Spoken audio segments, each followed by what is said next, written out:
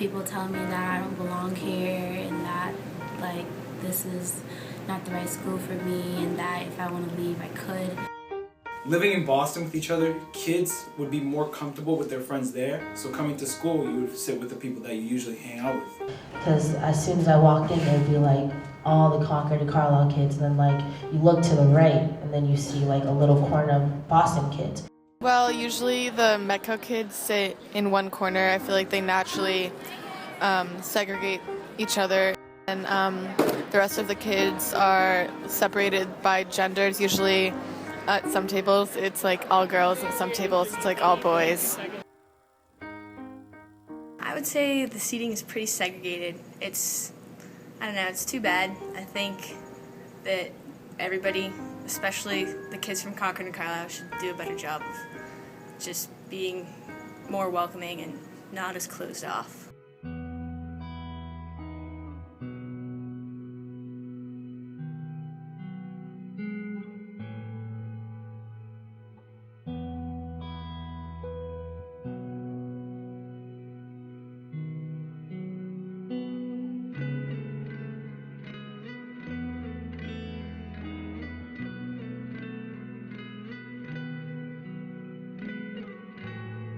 Part of the response, I think, of the community that really made it a really important issue that we had to deal with quickly and in an appropriate way. So even though I wish that no one had ever seen it, in a way it was useful that social media helped really highlight the fact that we had a problem. It shows at least one person's ignorance and potentially hatred. I don't know if it's because it's hate speech, and it's something that deeply offends. It should deeply offend every member of our community, not regardless of whether, regardless of skin color. It's something I find deeply offensive and something that really hurts us as a community.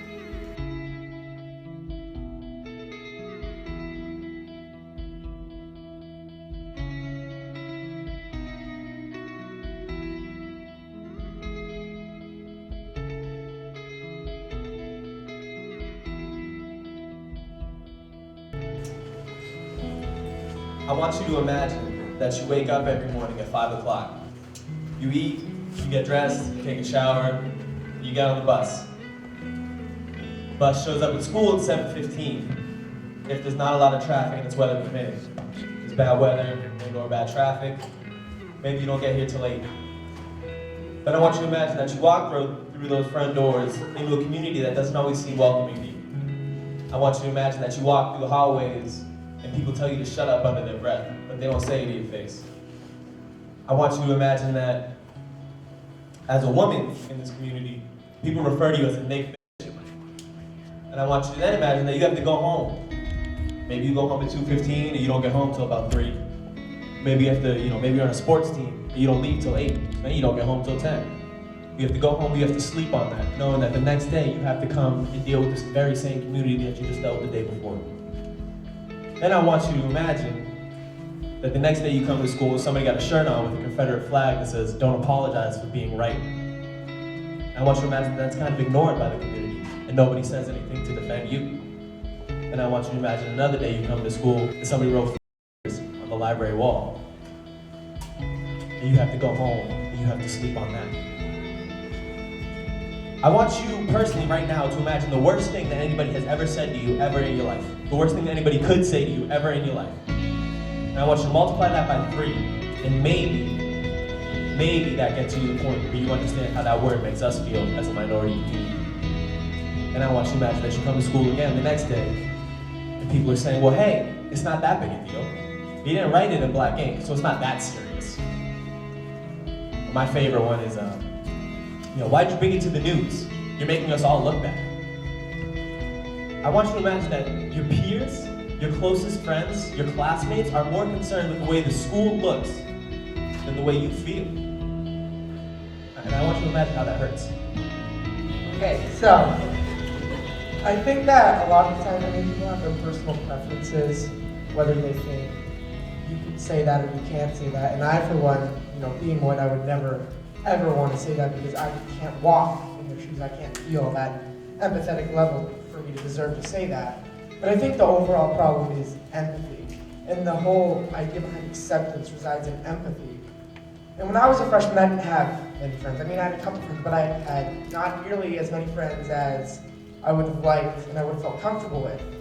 And one day I sat at the METCO table, and now I usually sit at the METCO table, and I found that there's so much empathy there because they go through so much, and so many people do so many things to hurt them, but they get through it, and they come in, they wake up at 5, and they get home as late as 10.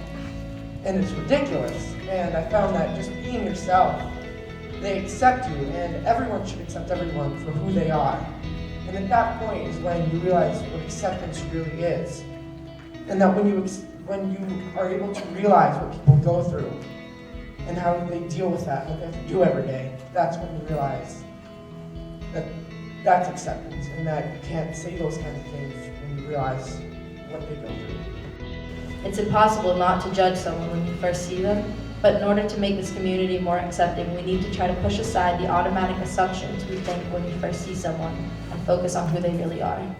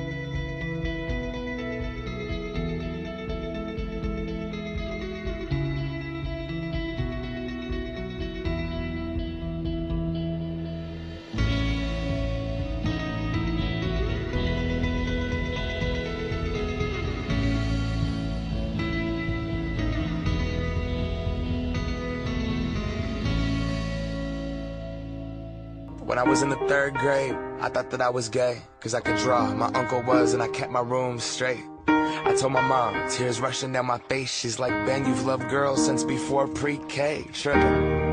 Yeah, I guess she had a point, didn't she? Bunch of stereotypes all in my head. I remember doing the math, like, yeah, I'm good at Little League. A preconceived idea of what it all meant. But those that like the same sex have the characteristics. The right-wing conservatives think it's a decision, and you can be cured with some treatment and religion. Man-made rewiring of a predisposition, playing God. Oh nah, here we go. America the brave still fears what we don't know. And God loves all his children. It's somehow forgotten, but we paraphrase a book written 3,500 years ago. I don't know. And I can't change